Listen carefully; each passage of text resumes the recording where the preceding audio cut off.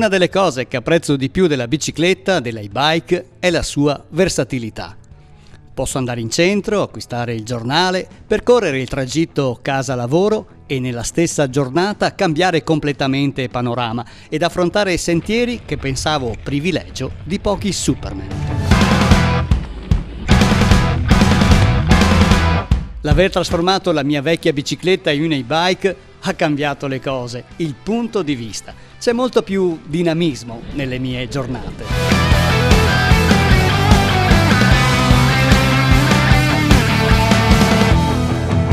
Ciao a tutti e ben ritrovati nel mio canale. Oggi sono nei miei amati Colli Euganei. Sono alla partenza del sentiero numero 5 che porta al Monte Lozzo. Il Monte Lozzo è un colle particolare, sempre di origine vulcanica ovviamente, ma è distanziato, isolato rispetto a tutti gli altri colli e questo lo rendono particolarmente affascinante. Sono partito dalla piazza centrale del paese di Lozzo a Testino, da via Malusà, a fianco della chiesa, e dopo un primo tratto di asfalto, una prima stradina sterrata mi ha portato in località Casa Borotto, che è il punto di partenza e anche arrivo del sentiero numero 5 che gira tutto il colle.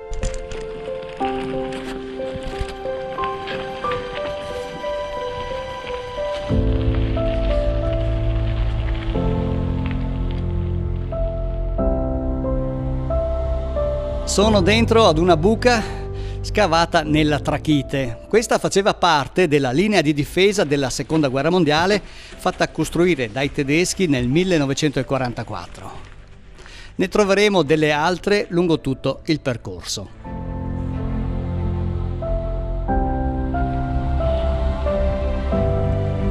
Il Monte Lozzo è alto 323 metri. La caratteristica forma tondeggiante con i pendii verso la pianura molto dolci, isolato appunto dagli altri colli, geologicamente viene definita una laccolite di eruzione, ossia le rocce del tetto vengono sfondate sotto la spinta del magma in risalita, che affiora formando appunto la caratteristica cupola magmatica. Nei millenni passati qui era tutto un mare tropicale e questo colle doveva apparire come una piccola isola. Da questo versante si ha una veduta verso ovest della pianura e in fondo, appena sotto di noi, si intravede il castello di Valbona, che era un importante avamposto durante le guerre tra Padovani, Estensi, Scaligeri e Vicentini. Fu assediato e distrutto una prima volta nel 1231 e successivamente nel 1313 dai Veronesi. Nel 1318 diventò presidio dei Carraresi e infine nel 1405, con il passaggio alla Repubblica di Venezia, perse la sua funzione strategico-militare.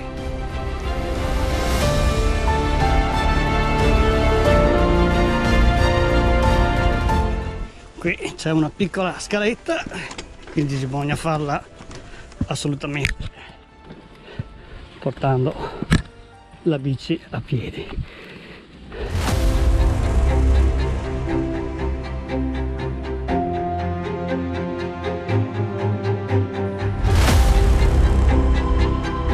Ci inoltriamo nel versante più settentrionale del monte.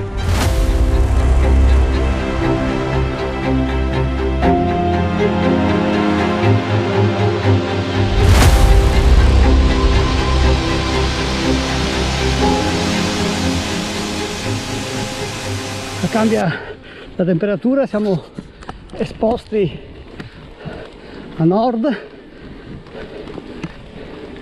infatti il fondo è anche più pesante.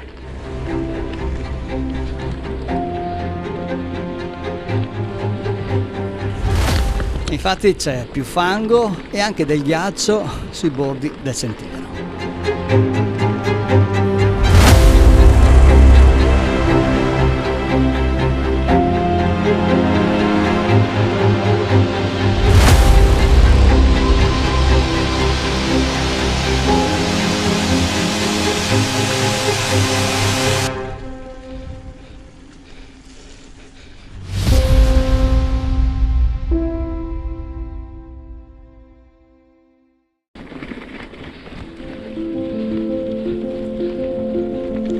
Sulla sinistra adesso il panorama si apre sui colli iberici, i colli di Vicenza.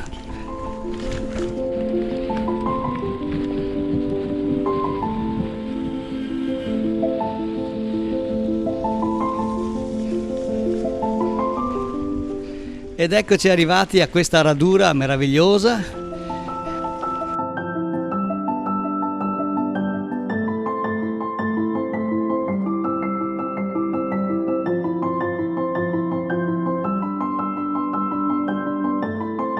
Da qui è ben evidente come tutti gli altri colli euganei sono belli vicini, mentre questo colle, il Monte Lozzo, rimane appunto un'isola nella pianura.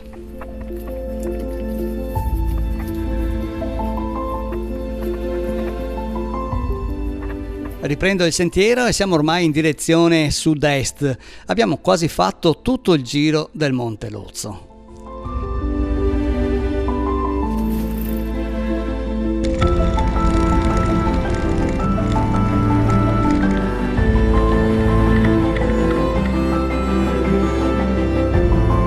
Questo sentiero è tutto un saliscendi che si sviluppa dai 100 ai 190 metri di altitudine.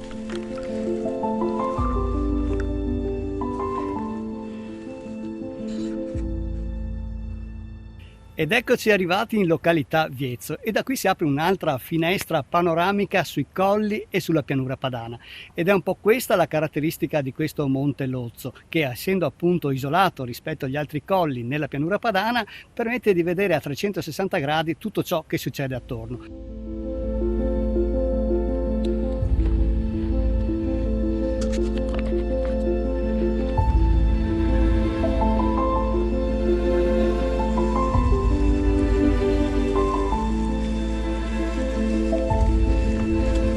In questo versante, molto più esposto al sole, il bosco ha lasciato spazio ad una vegetazione più mediterranea.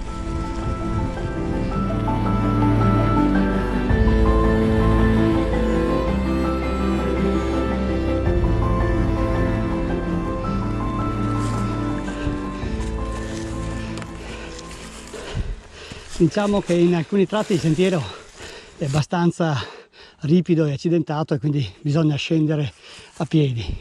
Di conseguenza, se si ha una bicicletta pesante bisogna pensarci bene prima di venire fin qui su.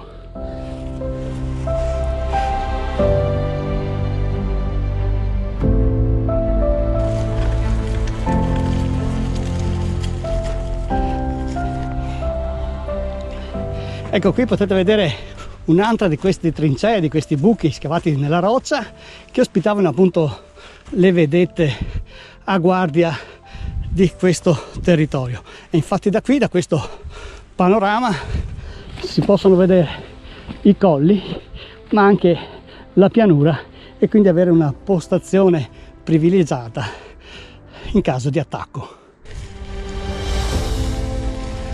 Un'ultima discesa e ci mettiamo nella strada di asfalto che in pochi minuti ci porta nel centro abitato di Lozzo Testino. Questo percorso non è per niente lungo, è di circa 4,5 km, mentre il sentiero vero e proprio in quota è di circa 3 km.